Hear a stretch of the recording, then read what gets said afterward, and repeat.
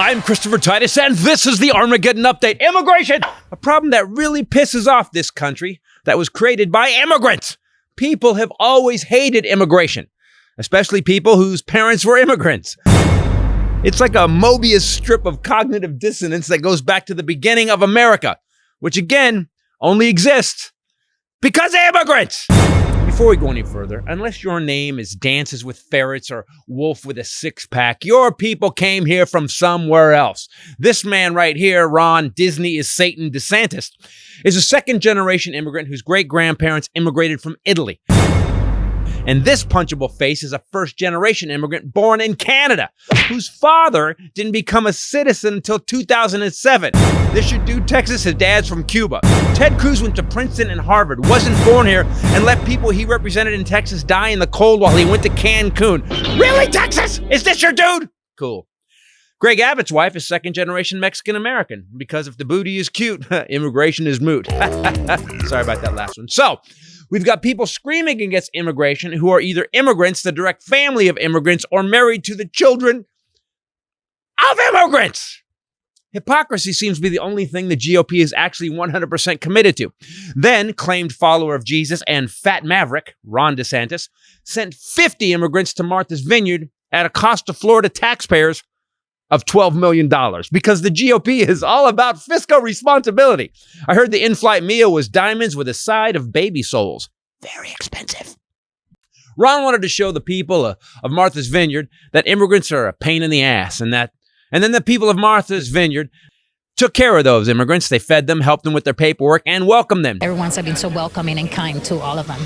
A steady stream dropping off clothing and food. You know, like Jesus would do. But let's be honest, everyone. We have an immigration issue in America, but even with all our problems, we still ain't Venezuela or Honduras. High five! I know it's a Pyrrhic victory, but God, it's all we got right now. People are still coming here because even though they can get shot at school, at least they get to go to school.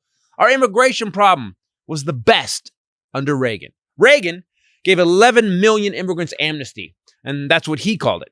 Reagan signed the Immigration Reform and Control Act of 1986, and it allowed immigrants who had entered the U.S. illegally before January 1st, 1982, to apply for legal status, provided they paid fines and back taxes. It also allowed around 3 million immigrants to secure legal status after paying $185, and they had to demonstrate good moral character and learn to speak English and promise not to play Tejano music in public.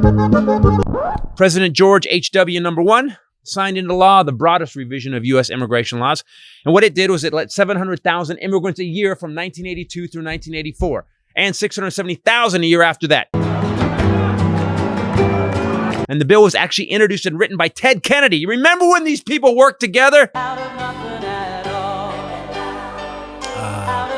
You know who screwed up immigration? Bill Clinton. That's right, the 1996 law made more people eligible for deportation. Legal immigrants, including green card holders, could be deported if they were convicted of certain crimes, some of which aren't even violent crimes. But in 1996, Congress expanded those crimes to make more immigrants eligible for deportation, and they made these changes retroactive, which means if you did something, paid your due to society before the law was written, they could still deport you later.